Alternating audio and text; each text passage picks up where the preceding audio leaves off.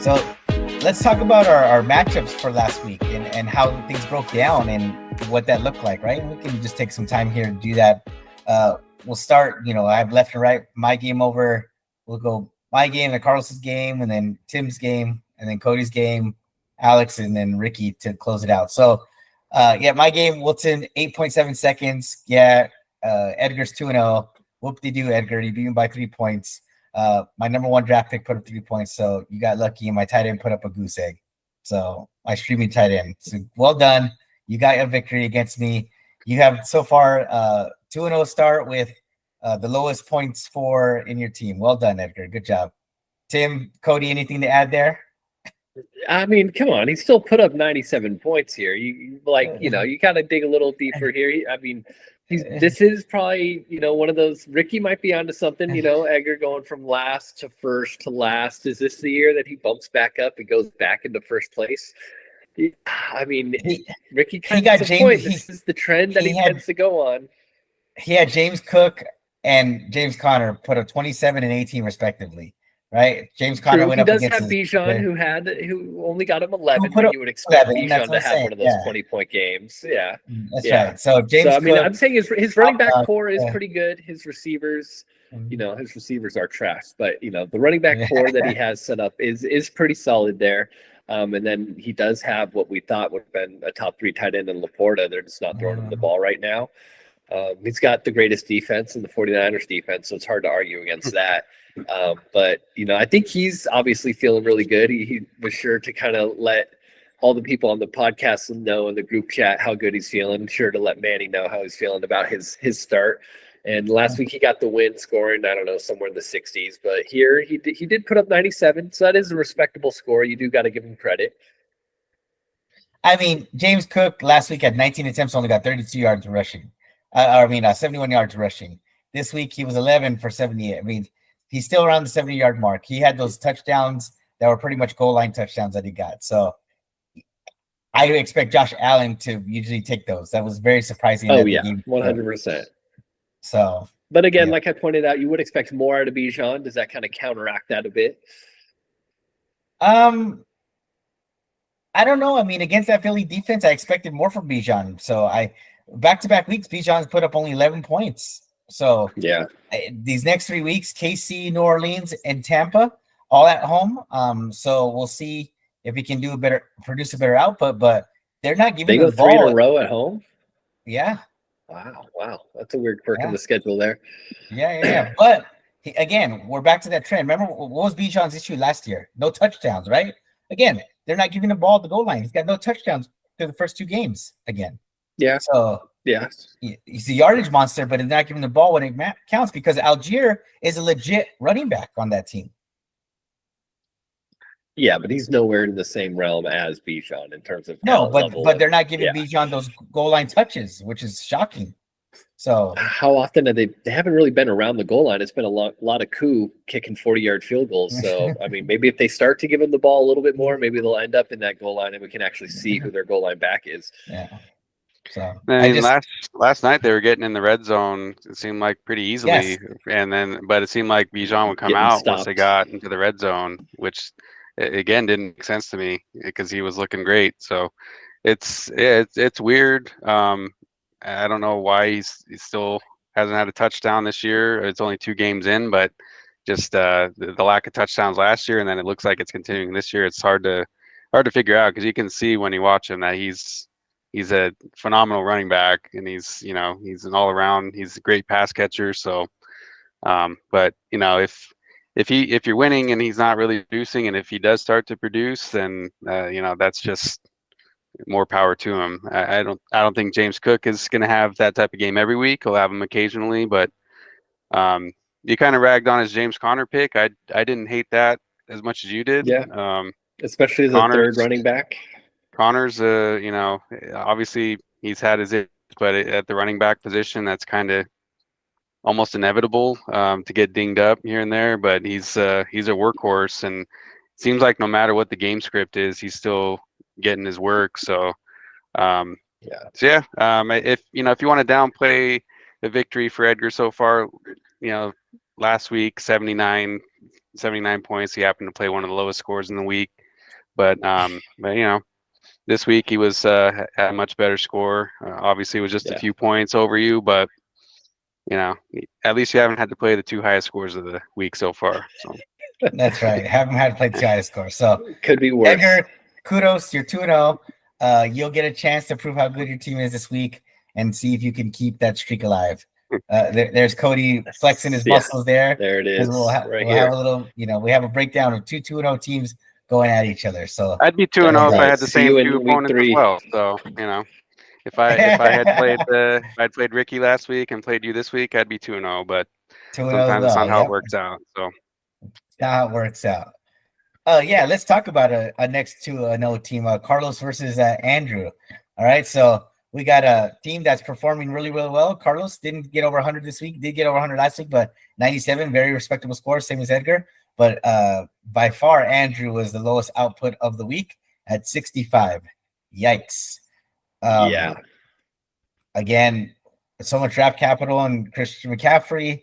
Not picking up the handcuff with Jordan Mason is obviously proving to be a disaster because Rob came in, knowing about the calf injury. Yep. So, very well documented that Andrew was getting drunk on his birthday and didn't take draft day seriously. These are the kind of mistakes that happen. He's got Michael Pittman on his roster who only put up 2 points on the week. That's another kind of that guy that's on Dropsville soon for me. I'm not on Dropsville yet, but I'm a little bit of red alert on Michael Pittman. It's only because of Richardson, how inaccurate he is, and how they're just not utilizing that offense very well effectively. I don't think their skill sets match up. I mean, Richardson's a guy who wants to throw the ball deep and then run it himself. I mean, Pittman's more of the possession receiver over the middle. They got other guys who are now their deep threats. So I just don't think their skill sets line up very well. Yeah, Andrew's second best player on his team was tied for David Montgomery and the Browns defense for 12 points each. Lamar being his 15 points, right? When Lamar has a rough game like he did, it's not going to be a great output. And he did spend some big fab money on Isaiah Likely. He beat out you, Cody, and someone else. He sure did. Myself and Carlos, I believe. And as soon as I saw that, I got Likely in other leagues. As soon as I saw Andrew win it, I was like, this can't be a good move. I benched him in other leagues, and it kind of worked out. So, yeah, Isaiah Likely had a great pop-off in week 1, but not very difficult to replicate that. And surprisingly, not to be able to do that against the Raiders. So, as we said, Andrews is back in the mix. I expect more of a split between those two rather than that extremely differentiated output that we saw in week 1. Carlos's team, Josh Allen didn't have a great game. Again, that's what I'm talking about. James Cook was the beneficiary of a unique script that happened in that game script that happened with Miami. Josh Allen didn't even put up double digits this week because of that unique game script, because James Cook just kind of ran and Miami didn't look good. They couldn't do anything. They were kind of shell-shocked. So, even though Cardinals only put up a 9, he put up a 97 with Breece Hall having a monster game, Rashid Shaheed having that big monster touchdown, and George Kittle. This was a bad Xavier Worthy game for him too, whereas he went off week 1. We talked about how he's going to be a volatile, pick week to week. Here it is, week 1. Didn't end up mattering. He still put up 97 despite that. Yep. Carlos, really low production actually at Eric Jones, Terry McLaurin, and Xavier Worthy, but made it up for another big performances. So that's good.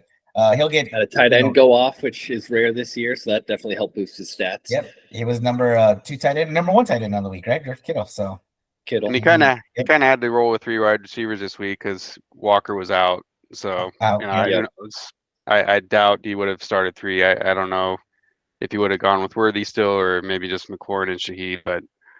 But yeah, still, if you're missing one of your top running backs and still put up 97, that's a pretty good week. Pretty good week. And your QB's not even getting you the double digits. Yeah. So Carlos is sitting fine. Easy matchup for him. He even made a joke about, when is Andrew going to start playing this week? And it was already an hour into the 1 o'clock game. So I was like, ouch. Yeah. Bummer. So Andrew, good luck. It's gonna be Evans was kind of a dud, 4 points. It was a Godwin game. Didn't get to play the Washington defense. Yeah. So Olave's got to be a disappointment too, I imagine. With 91 points for the Saints, he's barely been a part of it so far. So Yeah. I'm not surprised by Pittman kind of not being so great with his quarterback, but a little bit surprised by Olave, and then Evans kind of he's going to have those occasional games where if he doesn't get a touchdown, he's just kind of going to be a disappointment. But I'm sure more better games ahead. So yeah, tough sledding with McCaffrey though. It's Yeah, I mean, you would think McCaffrey and Lamar after his draft, we kind of pointed out McCaffrey and Lamar would kind of carry him to wins just on the backs of them two, and now you lose one huge piece of that. So it's going to be tough for him. Yep. We'll have to look at the schedule down the line and see when he can get that first W, or had some big blow up weeks by Lamar where it's going to drop a 30-point game to have a chance. So we'll see. Next game, right? The highest score of the week, Angel, right? We talked about a Kamara. Tim, unfortunate beneficiary of that, receiving that Angel gave. So Angel was smart to put in Baker Mayfield, that starting quarterback, but he had that monster game. Smart to draft Kamara as well. Yeah, but he had some pitiful performances from Zeke and Tank Dell. Tank Dell, again, back-to-back weeks where he just hasn't looked good. Again, we talked about that Houston offense. The ball's going to get spread around. Nico Collins has asserted himself as the clear number one. So Tank Dell is going to be a boom or bust play for me. He got a great game out of CeeDee Lamb and Chris Godwin. Chris Godwin blew up, right? Baker Mayfield, he used it. He played the stack attack. It worked out great for him. So outstanding. And then Brock Bowers, right? Patriots defense gave him nothing, but Justin Tucker got him 10 points. So overall, a decent game, but that Kamara 45 output was obviously a disaster. Tim, your team was much more balanced, as we can see, right, with the Dak. And we wanted to see Dak put up probably 17 points in a game like that, especially when they're down that much. You would expect a little bit more. But the Jonathan Taylor is probably the more surprising situation here where, as we said, he was getting 7-8 yards a clip, but then they pulled him in the critical moments. Didn't make sense. But you still got good output out of that. And then your Marvin Harrison Jr. But outside of that, talk about your team. Where do you have concerns? Is it around your third running back position, second wide receiver position? Is it more your schedule than it is your own team? Yeah, I mean, so far that's definitely frustrating, but I'm just hoping Mixon doesn't lose time. But yeah, it's more the wide receiver position for sure. Like I liked what I saw from Pickens, even though the final stats not great. He had a touchdown nullified by a penalty. He had a long catch nullified by a penalty. He drew a long pass interference call, all against Surtain. So it's just, I don't know. It's not going to be a high volume passing game there.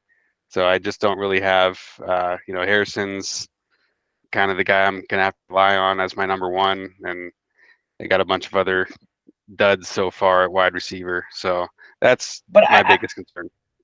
I told you guys last week, though, George Pickens had like so many plays last week where he looked amazing, but they just got called back, right? He's even made jokes that we wasted like 4 celebrations this season that have been called back, right? So he should have more touchdowns on the board. He's looked great. He catches everything that goes his way. So I'm not concerned about that. The athleticism and the production's there. It's just kind of unfortunate that he hasn't gotten the numbers to replicate what he's actually done on the field because of dumb, stupid holding penalties or illegal formation penalty, whatever they got called for. So George Pickens, I think, will be fine. I think, doesn't worry about it. I think your team's going to be a lot better than we, were saying early on in the beginning. Yeah, but Dak is a disappointment so far too. I mean, Brandon Aubrey has more points than Dak, so that's not good. But he is, best kicker in the league, possibly though. So yeah, it's true. It's but a lot of quarterbacks have not performed great so far. So it's just kind of a weird start to the year. It's like a lot of low scoring games. Not the passing offenses don't seem to be. I'm sure someone's had a 300-yard passing game so far, but I can't name who it is. So it's it's kind of a slow start to the year. Hopefully things open up a little bit more, but it's just frustrating to play the 2 highest scores of the week so far, but that's not going to happen all the time. So can just hope to. Well, you got Javi. I mean, I can right? remember one year for you where it did kind of happen again and again and again. Yeah, it was 7 times that year. Yeah, which seems impossible. So. Maybe you're going to go for the record. Go for Tim's 8. Tim's gonna beat his own record this year and play the 8 times the highest score of the week. I mean, I He's hope coming not, for your but, trophy, Edgar. Tim's coming. So, yeah, but I just I wish Angel saved this game for Manny.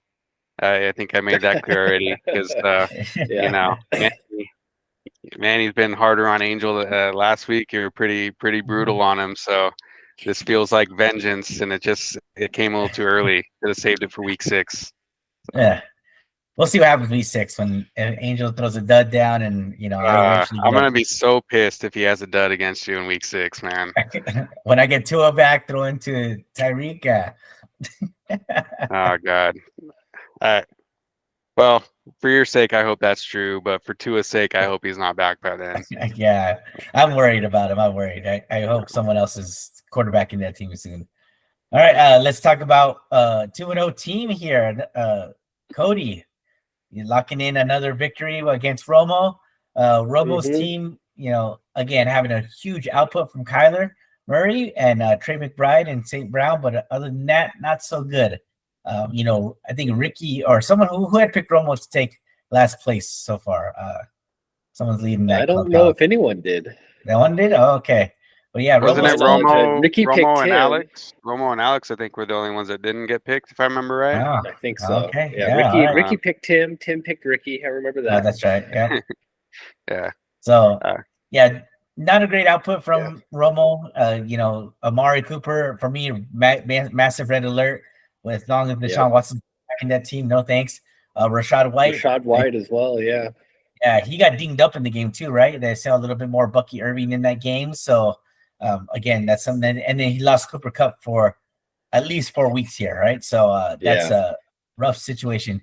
He does got Brian Thomas Jr. on the bench from the Jags, but we've seen that Jags offense not be great so far. So, Romo's going to have to make some quick adjustments here. I foresee some major waiver wire action from Romo's end tonight, right? Or you 10 a.m. tomorrow. So, yeah.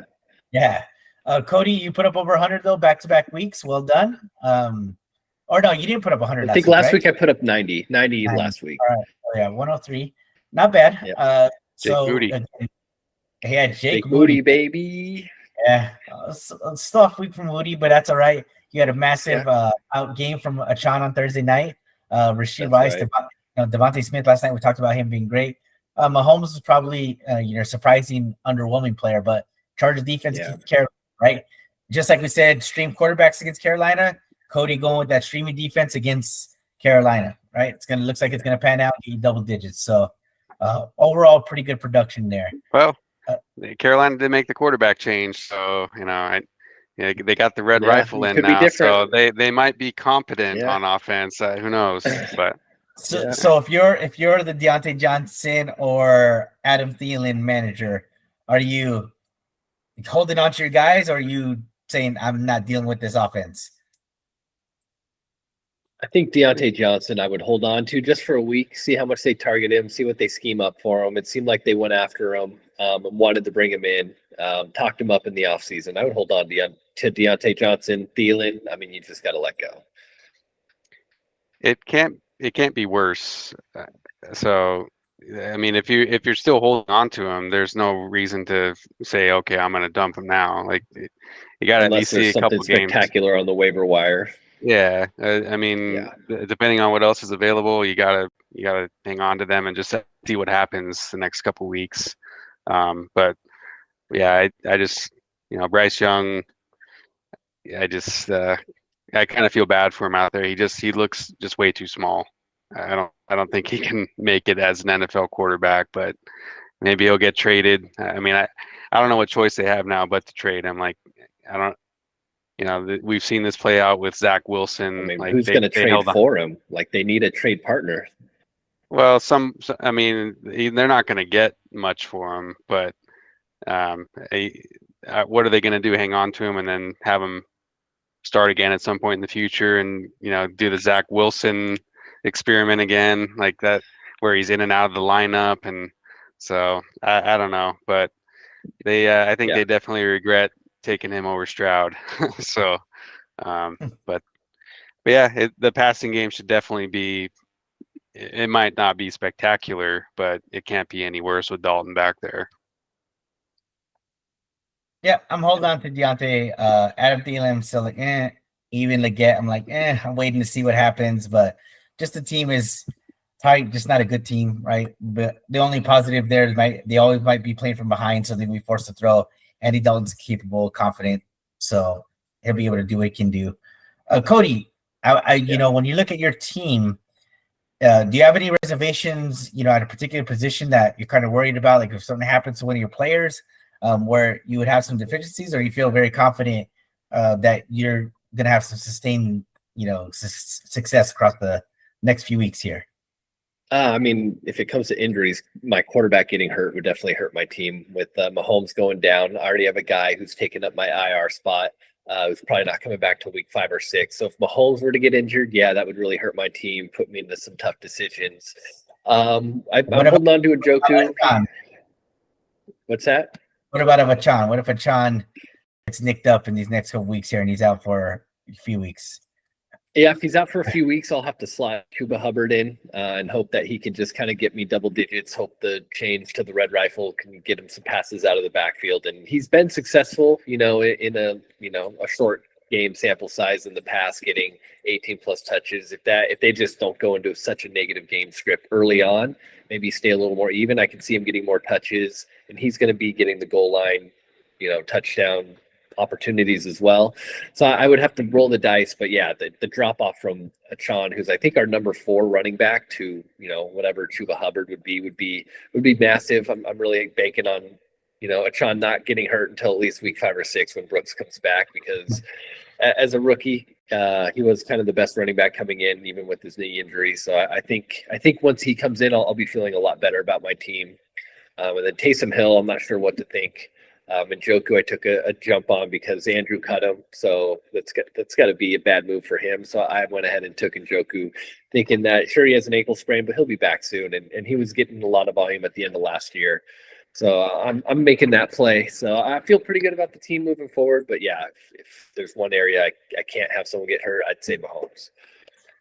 Those Njoku points though in the last 4 weeks of the season were Joe Flacco points. Though, so that's correct. Yeah. So yeah. We'll see if he can produce somewhat close to that. But yeah, I'd agree putting Njoku over Taysom Hill in that spot. Yeah, I my only concern with your team is like if Achane goes down even for a little bit of time, that could be early on in the year.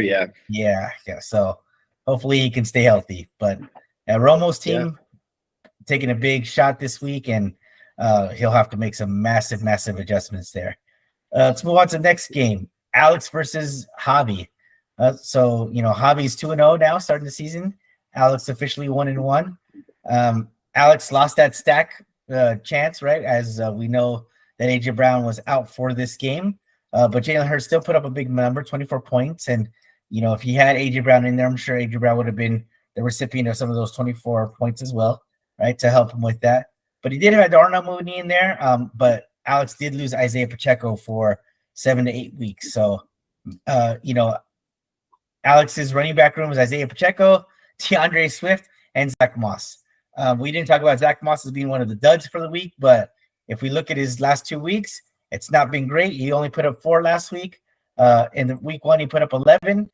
So I again am not a big fan of the Cincinnati backfield, Chase Brown or Zach Moss. Right? I think Chase Brown has more upside when they're playing from behind more, but I just don't see it. So I think Alex is going to be hurting, especially if Pacheco and AJ Brown are out for the next couple weeks, or out if AJ Brown misses more than a couple weeks of time.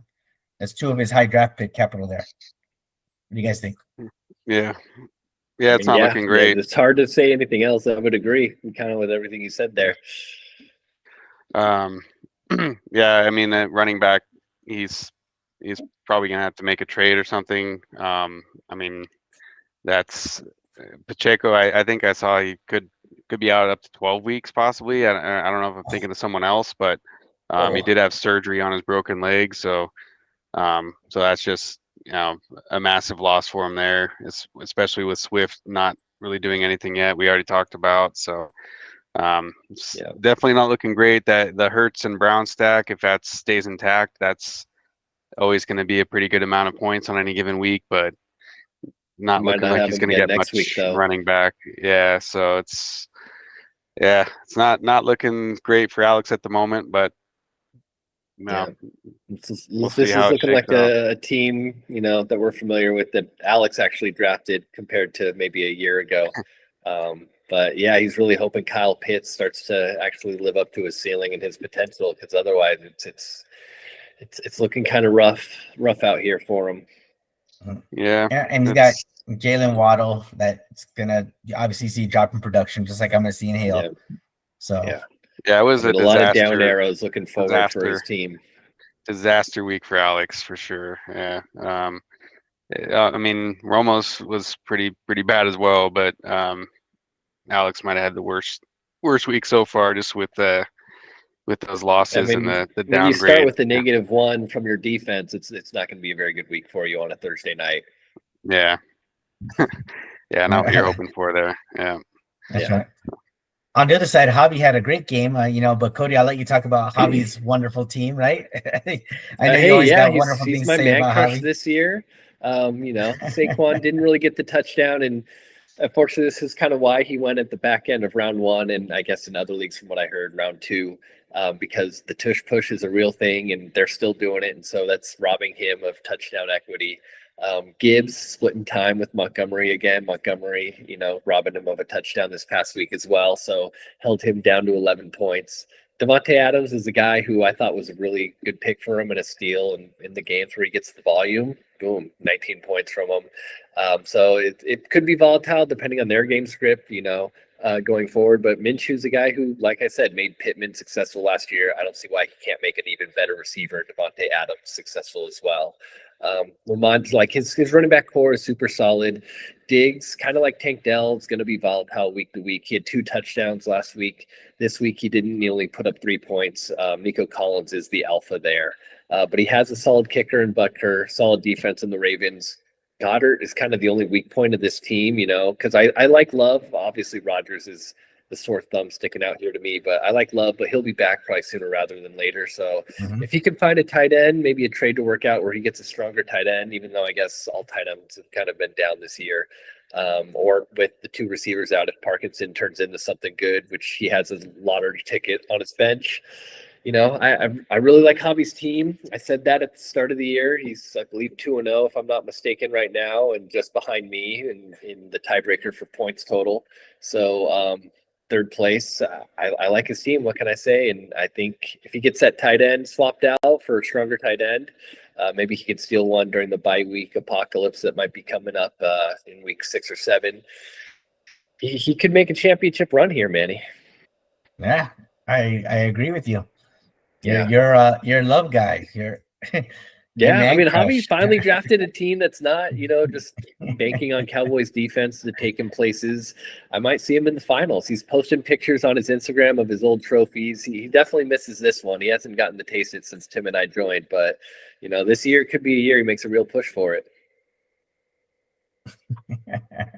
Well, yeah, I mean, I think he's playing me next week, so he's got a good chance to go 3-0. So. Yep. Probably he got a good chance to be the highest score of the week. There you go, Tim. Yeah. So I haven't looked at his matchups next week, but yeah, not really a major weakness. You don't have to. Yeah, I don't. It doesn't matter who they play. One of them's gonna have a monster game. So yeah. Aaron Rodgers is playing in New England, so. But Jordan Love will probably come back. He's probably gonna get Love back. So. But I mean, yeah, it's he only got 14 from Aaron Rodgers, which is I guess not bad considering some of the other quarterback scores. But five double-digit scorers, so it's hard to disagree with really any of that. Like you said about Diggs, that's going to be up and down. Collins looks, I mean, he had a phenomenal game against Chicago again, so. He's clearly the number 1 there, like you guys have said. So, but Yeah, not really any I mean, major it'll be weakness. interesting once Jordan Love comes back, how much he plays Watson over Diggs and how he handles kind of that receiver rotation that he has. Because I mean, Devontae Adams is going to be a start every week, so that second receiver spot. I mean, DJ Moore, that Bears offense hasn't looked great. Watson, of course, he has bench with Willis as QB. So once Jordan Love's back, I wonder how much more he'll be playing Watson over Diggs. I agree. I think Watson's going to see more time as the season goes on, for sure. Depends on what you see out of him too. But I think for the time being, I would probably go with Diggs just based on the potential. He's Watson's. He's had some occasional big games, but he just can't stay on the field. So, there's definitely boomer bust element with Watson, but again, it's wait to see until Love gets back. Once Love gets back and he's getting 6-7 targets a game, then it's worthy of a start. So probably, especially against weaker opponents. Yeah. All right, and last matchup of the week, we had Rob versus Ricky, right? And both teams were trying to vie for their first win of the season. Ricky ended up being the beneficiary of that, so congratulations to Ricky.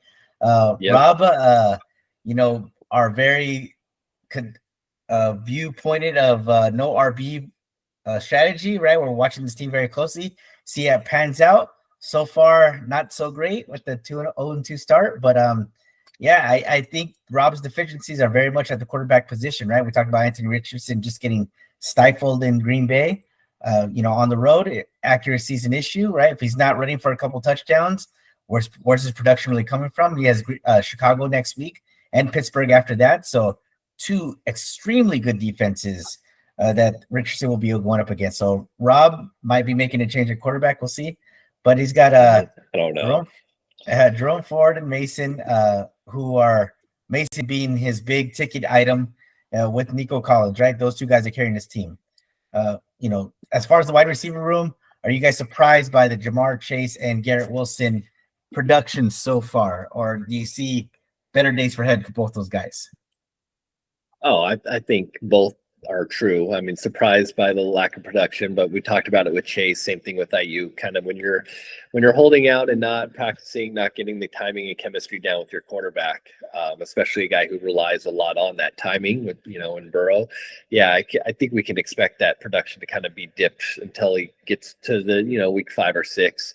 And then Garrett Wilson, kind of same thing. His quarterback was out all year last year, so they're still working their way back into building their chemistry back up. So definitely better days ahead. Yeah, I would think much better for Chase probably. I expect him to get his, and but Wilson maybe a little bit more of a wild card just because Aaron Rodgers historically his number one receiver has always been a great real life and fantasy player, but I don't know what version of Rodgers we're going to get this year if he's going to be that guy. But Garrett Wilson, he's still produced with some terrible quarterback play in the last couple of years, so I think it's easy to say better days are ahead for both of them, but especially for Chase, I think so. Yeah, I don't. Also, looking at Rob's team, Manny, you mentioned possible QB change. I don't think there is going to be a QB change. There's Richardson. Just the ceiling is too high. He happened to get a floor game. The floor is also really low. You kind of have to ride that roller coaster. He needs all his bench spots for backup running backs and timeshares, hoping he gets another lottery ticket like Mason to come through for him. No, agree there. But he's got Nick Chubb still on the IR spot, so he's banking on that. He's got 4 number 1 wide receivers: Collins, Jamar Chase, Garrett Wilson, Drake London, right? So is he always going to be dealing with that weekly, like, who do I start based off the matchup? Like, those are kind of hard decisions to make, right? Like, because if you look at Drake London, far outproduced Jamar Chase, Garrett Wilson, both those guys, right? His output was 12 points, doubled their output. So, what does he do weekly? Does he just kind of ride the hot hand and just go matchup based? What would you guys do in his scenario? I mean, if you have that extra receiver, you kind of do have to go matchup based, see who the cornerbacks are that you're going up against, who the defense is you're going up against. London, it came down to that last second touchdown. Prior to that, I think he only had 5 points going into that last drive. So he would have been right in line with the other guys. If Saquon just catches that ball, maybe we'd be having a different conversation here. But yeah, I think it's very dependent on matchup base, but then also once Chase gets going, once Wilson gets going, London is kind of the odd man out here. Maybe that's a guy I haven't gotten a trade from him. Maybe that's a guy he's pushing in trades. I don't know. He's clearly the odd man out compared to those other three. Yeah, I mean, I don't blame him for benching him this week after, there was no reason to roll with him this week after what we saw last week. So, maybe him and Kirk Cousins will start to click, and London will be a little bit more startable going forward. But yeah, I couldn't see myself, if I was in his position, having started London over any of those guys. So, but yeah, I mean, I think, if anything, he does have some wide receivers that he could possibly trade to people who need running backs. To people who have running backs that might need a wide receiver, something like that. But we'll see. I haven't gotten any trade offers from him either. I don't know if you had Manny, but yeah, it's with all the injuries out there, it seems like we might start to see some trades come, but we'll see. No offers from anyone, unfortunately. I'm the only one who's willing to make trade offers. It's very sad. I just heard some of those offers. So are they really trade offers? It's so early though. That's what like Angel was throwing out trade offers because he didn't want Puka, before week 1, before any games had even been played. It's like I drafted these guys for a reason. I'm not going to trade them yet. Let me see what happens first. So, it's early in the season, but yeah, I mean, the injuries, all the injuries this week especially might force some people's hands. Force someone's hands, for sure. So, yeah. On the other side, Ricky did have Tua, unfortunately, and he thought early on the week when he went for points, he was kind of worried that he was going to have a rough week, but he ended up having Kyren, Tony Pollard, and Malik Neighbors and Jefferson having big games, right, for him. So all double digits with both his wide receivers having A games, right? And actually, Malik Neighbors was in his flex spot, so that's nice. Brandon Ayuk, though, having a very dud game, and Travis Kelce still big production from his skill positions, but Ricky's team's odd because if Brandon Ayuk does pull his head out of his rear this week, then Ricky's team looks really formidable, right? He can put up 100 points weekly, and I definitely foresee Ricky making a move on that waiver wire. So if we had to, all three of us had to bet who's going to put money on the quarterback streaming, who's Ricky going after this week? I mean, he could pick Burrow back up, even though he had him and dropped him. But I don't know. He's got too much pride to make a move like that. What do you guys think? Is he going to pick up the guy he dropped a week ago? I don't see why. If Ricky, once he's out on a player, he's out. It doesn't matter how well they perform. He's not going to look back. See, the interesting thing is, I think if he didn't start Burrow in week 1, then he might not have dropped him. But I think he probably got annoyed with him because of trade. Yeah, you can say the trade. Yeah. So that might have been part of it. But I mean, I don't know. I don't see.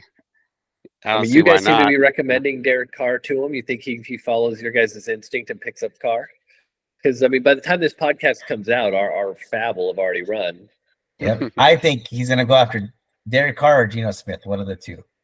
And Joe Burrow is the most sense because of the matchup, right? But depending on how much fab he puts down, how much fab is it going to take for Ricky to get Derek Carr or Joe Burrow? $15-$20, or is it going to be a lot lower? Ricky does not spend more than $5. If you follow his fab transactions, he does not spend more than $5 on a player.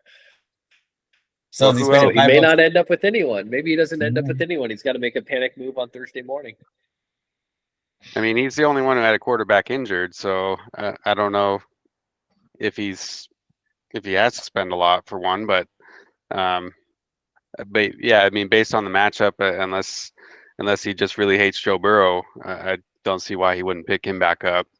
But Derek Carr definitely makes sense too. it's kind of 1A, 1B with them, especially this week. So, yeah. You don't think? I think Rob picks up a backup quarterback just for security purposes. You don't believe so that's going to happen? I mean, security, like if Richardson has 2-3 bad games in a row, maybe, but after one bad game, you're already making, a change. No, I don't see it. I don't think he does, especially remember what happened week 1. I mean, I just don't know who he drops. Picking up a quarterback. I don't know. I don't know who he drops unless, like. The matchup says you can't start him in the next 2 weeks. So Chicago and Steelers next 2 weeks for Richardson. I mean, if you're already benching the QB you took in like the 5th round, in weeks 3 and 4 because of the matchup, then that probably wasn't a good draft pick. And I think he would stand behind it. He's still capable of getting 1 or 2 rushing touchdowns per game. You gotta bank on that. Yeah. Especially in a league where you only have 5 bench spots. Yeah, like I just don't see him necessarily dropping any of his guys. He's already got his IR spot filled, and I don't know if he's going to drop one of his, backup running backs for a quarterback when like Cody said, the ceiling for Richardson is just so high.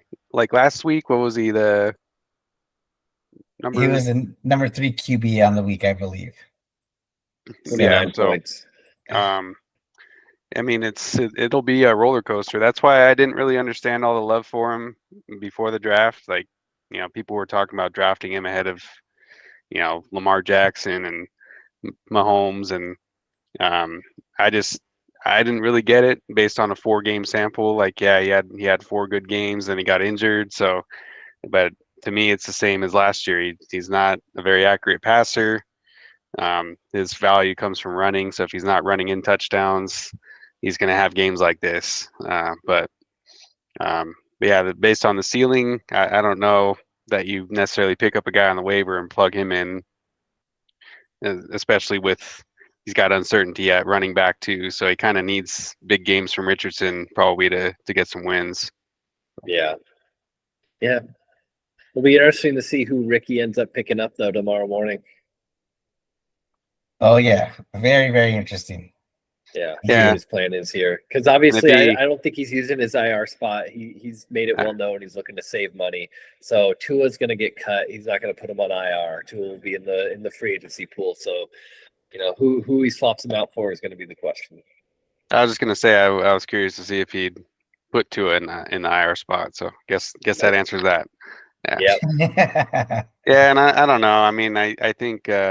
Even for me, like I just dropped Marshawn Lloyd. Like if I'm gonna pay to have a guy on IR, it's gonna be, someone worth keeping there. That like with you're with Brooks. A friend of mine is a huge Texas football fan. He's a Cowboys fan. Texas Rangers fan. All Texas sports because he's from Texas. But I watch a lot of Texas football, and I told him that I thought Brooks looked like Jamal Charles. So he's hopefully he comes back from that ACL injury at full speed, and hopefully the offense is a little bit better since Bryce Young won't be quarterbacking it, but we'll see. They need a little more, open up some room for him. Yeah, but yeah, it should be a flurry of activity tomorrow. I imagine a lot more than last week probably. So my question to you guys, looking at Ricky's team, and when we're talking about Rob trying to make trades, if you have Travis Kelce and he's had a slow start, but he still has that Kelce name value, and a lot of people's tight ends have gotten off the slow starts, rough starts. Are you trying to trade Kelce in order to find another piece? Maybe it's a quarterback, maybe it is, another flex spot running back for him. What do you think?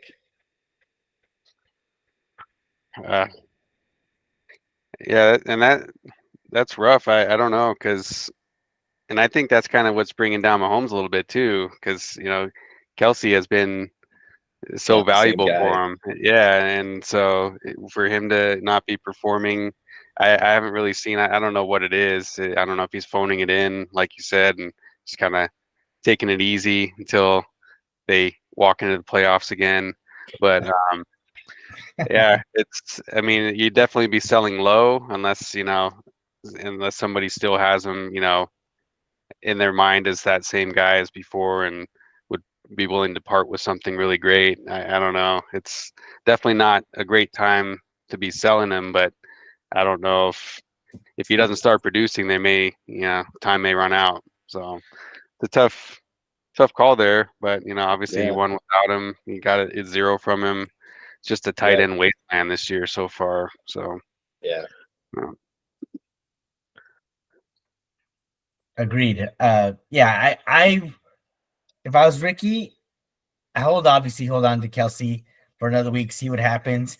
But if you have another single digit performance, yeah, maybe you try to plan to, make a trade out there, because somebody, like an Andrew or somebody would definitely see that as an opportunity to upgrade, right? He paid up big for Likely, so why wouldn't he, work out a package for someone that could help him down the road, right? Kelce is Kelce, and the game script's been kind of weird, but he might not be the Travis Kelce we have seen in the past, right? That's just the reality, right? Yeah. He's got a lot of mileage under him, so TBD on that one. But it's too quick to say to move on from Kelce. I know that I think they played the Ravens week 1. I think he's not played very well against them historically, from what I remember. So, but then the Bengals have kind of had the Chiefs number, but just to have one catch, not great. It's kind of weird. Not very Kelce-like. No, not at all. So I don't know what you do there, but there's not really any way to improve that position that it seems. But maybe he can improve another. So yeah.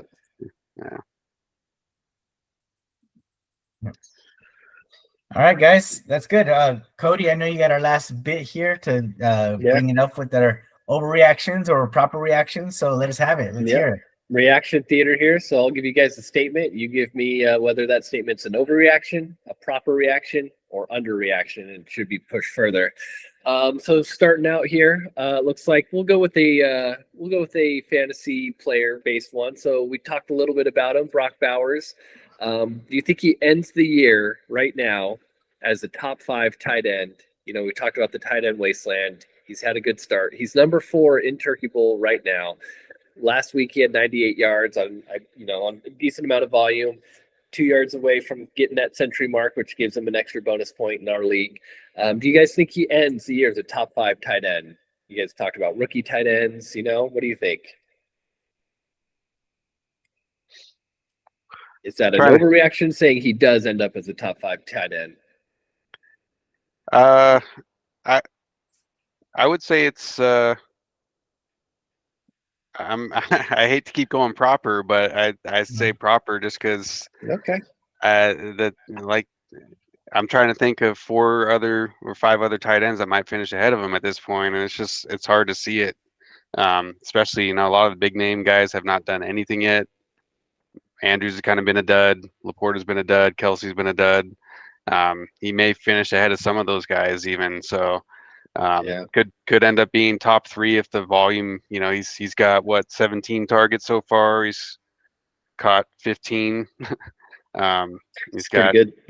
Yeah. So I expected him to be good eventually, if not right away. So I don't think that's a stretch at all. No, I think it's normal reaction. Right? Top 5 is well within the possibility. I mean, you're talking about Kyle Pitts trying to get in front of him. I don't think so. Foster Moreau, Teron Johnson, Zach Ertz, no. Dallas Goedert, no. So I don't see any of those. Laporta might have a guy start picking it up. Kelce, games. Maybe. Yeah. Even Freiermuth, who's a name out there that is getting some play here and there. But no, even Dalton Kincaid is not performing at what we expected. The Bills' offense is so weird. You're not going to get that constant production out of him. So no, I mean, Brock Bowers is going to get 70 targets a game. So fire him up. He's going to be a top 5 with that kind of volume. Easy can end the top 5. Proper reaction. Yep. There we go. All right. So stepping into the real, gridiron, the real football realm. Bryce Young was benched. There's going to be another quarterback benched. Is Will Levis going to be the next young quarterback that gets benched for someone else? You have, do you consider Justin Fields the benching? He's 2-0. If Russell Wilson comes, takes the job, is he the next one? Oh, I don't. I would put Will Levis as next. Is that an overreaction? He is young, second year, I believe. I think I don't. Go ahead, Tim. Go ahead, Tim. You take this one. No, I don't think that's an overreaction. If he doesn't start playing smarter, I could easily see him getting benched because it's really a pretty good team around him, and he's kind of given away the first two games in a way. So if he doesn't start playing smarter and protecting the ball better, that may be even an underreaction just based on some of the boneheaded stuff I've seen him do so far. So but I just don't know who their backup is. That's the only thing. So if it's I don't think I could tell you either. It's definitely not Ryan Tannehill anymore, not Malik Willis. So I don't know if the guy behind him is necessarily any reason to have hope that. It's Mason Rudolph, the ex-Steeler. Yeah, I see. Based off of that, I think it's an overreaction. He has 5 turnovers in 2 games, right? He's got multiple picks. He's got 3 total picks and then 2 total fumbles. So 5 turnovers. That's a massive amount for a QB. Those are all self-inflicted. I think coach and him will learn from it. I think he'll get it right. He is going to go up against a good defense again this week in Green Bay, but it's at home, and I think he'll be smarter with the ball. They'll lean on the run, hopefully more in this game. But then they got Miami after that at Miami. So we've seen Miami kind of not been good. Josh Allen didn't have to have a good game to beat Miami. So as long as he makes it to week 4, and if they're potentially 2-2, they're buying week 5, and then they're off to the races, right? So where they can get themselves right. So I think it's an overreaction to say that. I think he's just had 2 really bad games. And Chicago's a very good defense, right? I mean, they've surprised us in that week 1. The Jets defense has also been rebolstered and had some pieces added to it. So it's not like it's a bad defense as well. They played good over the weekend. So he's gone up against 2 defenses, but he's made some really bad plays. I think he cleans it up. Okay. All right. We got that there. Looking at a Turkey Bowl reaction theater here, we have Andrew, who is currently 0-2. He is dead last in points scored, fantasy points scored for his team 2 weeks in. He plays in the last place bowl again, plays in the Pooper Bowl. Oh. Is that an underreaction? Does he win? Does he get last place? Or you mean this week or by week 17? Oh, week, what is it, 16 for us, or 15, I guess, for them. For me, that just Christian McCaffrey obviously hurts. It depends on literally. It depends on how long he ends up being actually out. That still seems kind of vague, but if he only ends up missing 4 weeks and then he comes back and plays, I don't know if he'll get enough wins to get into the playoffs. But at least if he has them, at least when the playoffs come, he shouldn't end up in the loser bowl, losing that first week with Lamar and McCaffrey, and so I would say no. I don't think he's in the loser bowl. If he had health on his side, I would say no. Andrew's team is definitely going to do it. The Christian McCaffrey thing is way too much of a very unknown variable, and it's such big draft capital on a player, and not to have him for 6-7 weeks, it's a massive step behind.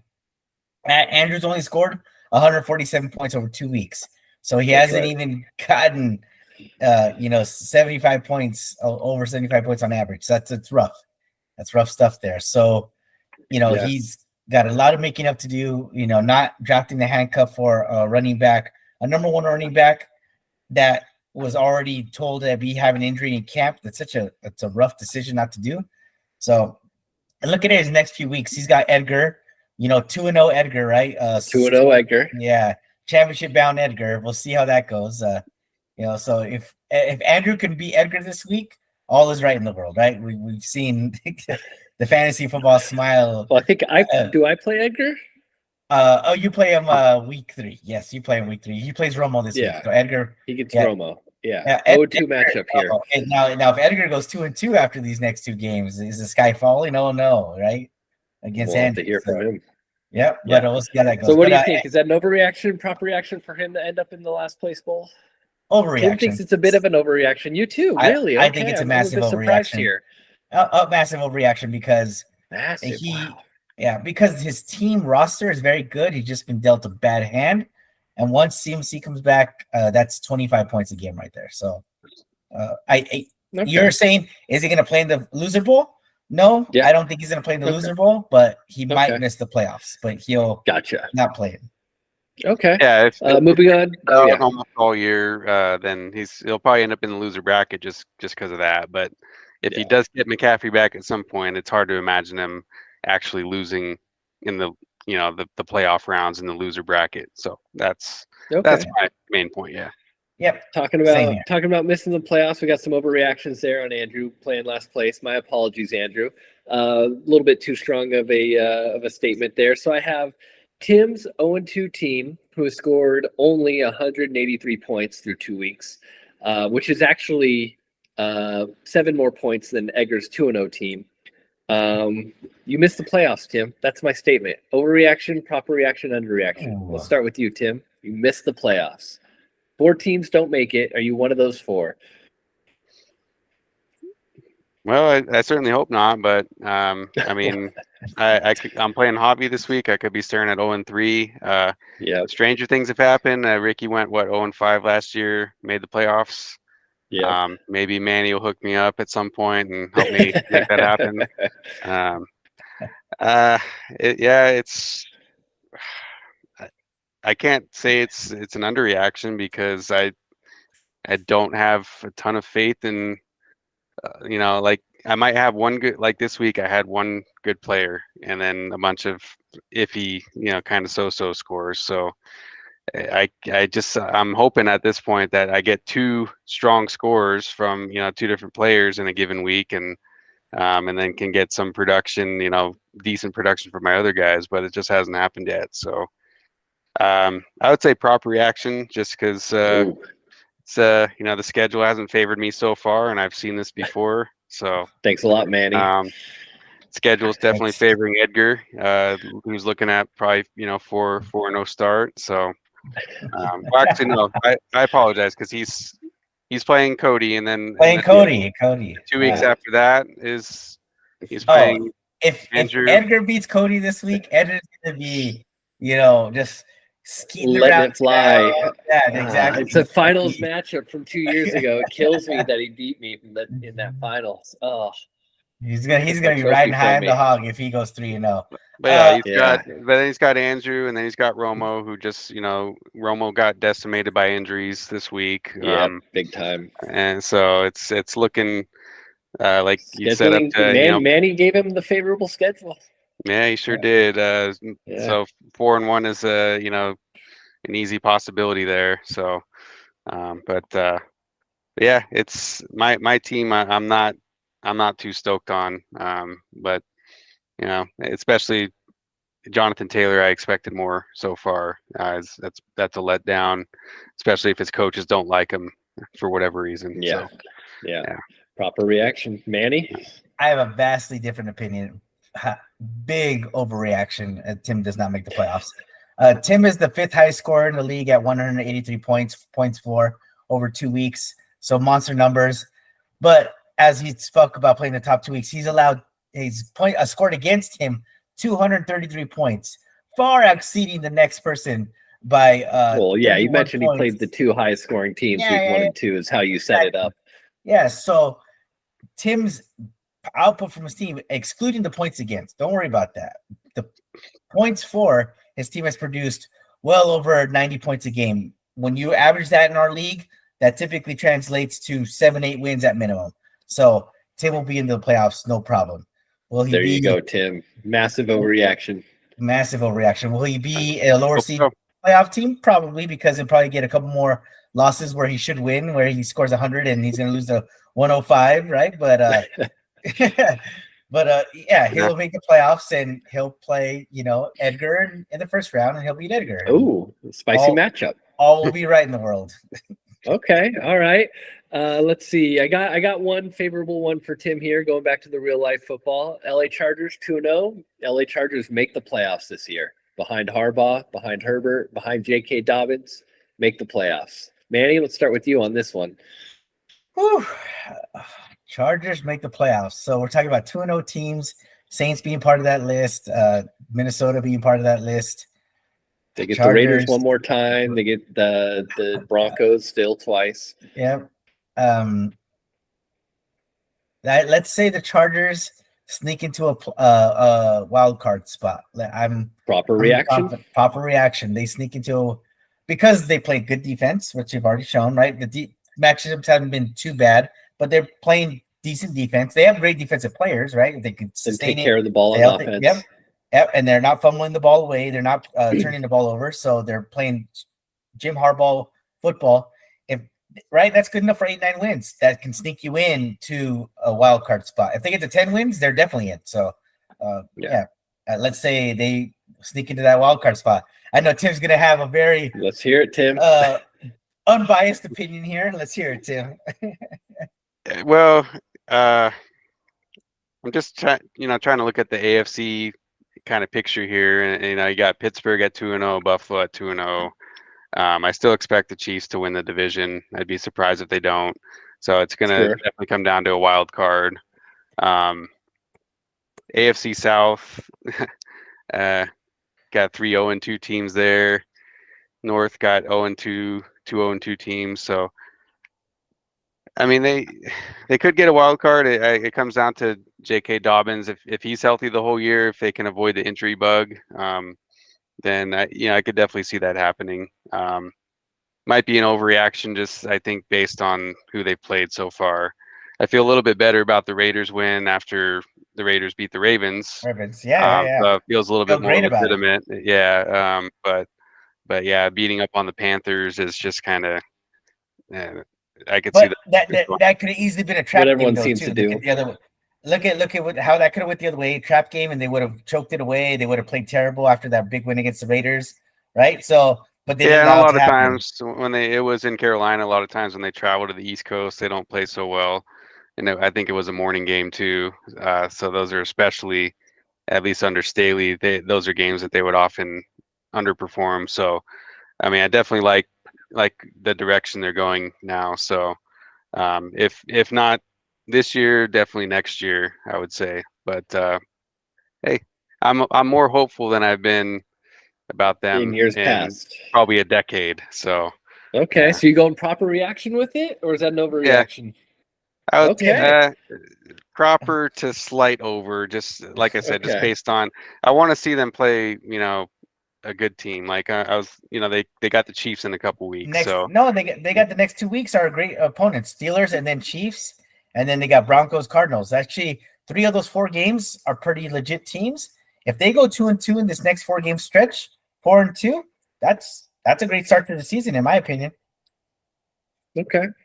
But yeah, beating the Chiefs would really be a boost. Yeah, that would kind of seal it as a proper reaction for me. But yeah, until they beat a really good team. We'll come back to you after week 4 then. Yeah, exactly. Okay. So. All right. Well, I got one final one for you guys here in the Reaction Theater, and then it's closed for the evening. So this one will go out to Tim and also to Ricky. We have 2 rookie receivers who are currently in the top 10 in Turkey Bowl scoring. Malik Nabers is number 9, and Marvin Harrison Jr. is number 8. So they both finish as top 15 receivers in Turkey Bowl scoring this year. That is the statement. I don't know if we've ever had 2 rookie receivers score in the top 15, but I'm saying this year it's going to be Nabers and Marvin Harrison Jr. at the end of the year. Well, that's a good one. I want to say I'm going to say underreaction just because I think I was extremely high on Marvin Harrison, but which was probably obvious based on where I drafted him in the 3rd round. Nabers, he's going to have a few a few more games like he just had, I'm sure, where he just gets 15, 20 targets and target monster. That's right. I mean, he's also, I mean, I think he's probably on par, as good as Marvin Harrison probably, but he's just in a worse situation. So, but yeah, he's commanding all the volume there. So, and then I'm hoping that Marvin Harrison has a few more games. Like he just moved to number 8 with 1 game. So, he obviously has shown he can do it too. So, yeah, and there's been a lot of underperforming receivers too, other teams. So Tyreek Hill's probably going to unfortunately take a dip for you, Manny, and then at least in the next few weeks. So, so yeah, I could see that happening. Yeah, I would agree. I see them both within the top 15, so I think it's a normal reaction. You're not going to see Rashid Shaheed. You're not going to see the likes of Alex Pierce, stick inside that top 10 as they currently are now, right? You have your even Chris Godwin. That production just to operate at that level is going to be kind of unique for him. So a great start to the season for those guys, but I don't see them staying there because of the volume that we're talking about, right? Malik Neighbors is going to get a 70 to 80% target share of that roster. As long as you get that kind of volume, you're going to get yards, you're going to get catches. He's great at once he gets the ball in open field. Great yard after the catch. And Marvin Harrison Jr. has a great quarterback throwing to him. The Arizona system looks a lot better, a lot smoother. They have a lot of pre-snap motion, just like the Saints do. So I expect that offense to be humming along just fine. So yeah, not hard to see them jump into that top 15 or stay in that top 15. Not at all. Okay. All right. What say you, our host? We never get your opinions on these things. That is true. On this one here, I'm going to say it's a bit of overreaction. I could put them both in the top 20 to 25. I have a little more faith in Marvin Harrison Jr. Neighbors I like as a prospect, but man, Daniel Jones really turns me away. Looking at that matchup, it was the matchup we all want to target with the Commanders D. We saw what Evans did to him last week. Top 15 is a little rich because I still think Chase bounces back. There could be some other receivers that do bump up into there.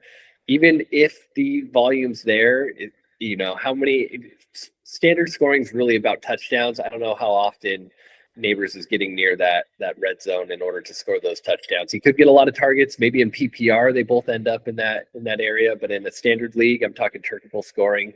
I could put them both 20 to 25, but I don't think I could go top 15. Neighbors will probably be a little bit more dependent on catch and run type touchdown, or just a short pass, and Neighbors does get to play the Washington Commanders one more time. I mean, there you go. That'll up a bit more. And he plays Carolina this season, and he plays Eagles twice. Yep, Eagles twice. He's Dallas even. Is Dallas's defense good or not? I don't Dallas know. seems to just love playing the Giants, though. That's true. Yeah, Daniel Jones, especially is that not defense. good they scored them. 20 plus in fantasy against them. Yeah, that's a good point. Even if they're not that great, they definitely had his number last year. Yeah. So I would say a slight overreaction, just because of the guy throwing him the ball. Even though I do believe in Dable, I think he's a great offensive coach.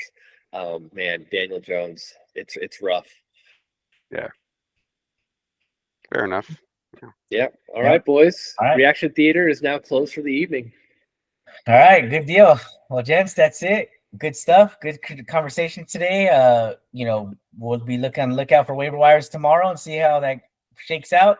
I expect a lot of action. I'm sure you guys got a couple bids out there for players. See if you went out this week. Gotta love this fab system. It makes it fun to see who is willing to spend up on some of these players that we talked about tonight. Big matchups coming up for some of these 2-0 teams. So Cody, good luck in your revenge championship match against Edgar. I know it's Thank you very much. You probably forgot about it a couple of years ago, but I haven't. Yeah. In his eyes, we've glossed over his team for good reason, Edgar. We've glossed, yes. But I tried, to give him some love. With the Connor pick. So as did I. I don't hate his team, but just I haven't seen anyone really celebrate being 2-0 before like that. So that I've been playing fantasy football a long time, and it's a little weird, but hey, good for him. He's 2-0. Hey, you know what? Andrew was ready to celebrate 1-0. So I mean, let's watch it here. And he did celebrate a little early last night. He did. Know. He did. Andrew did celebrate 1-0. Just he did it Monday afternoon instead of Monday night. Oh, you guys don't even realize how bad I was hoping for a Bijan fumble. Oh, imagine if that would have happened late in the game. Oh, I almost put that out there in the chat. Like, what a shame it would be if Bijan lost a fumble, or if his kicker missed an extra or point. If there was a coup. Yeah. I mean, you just when it's a 1 point margin, you never know if you got players left. So, but it worked out. Yeah. For him. For him. So. There we go. All right, guys. Good stuff. All right. Everyone, thanks for listening and have a good one. Later.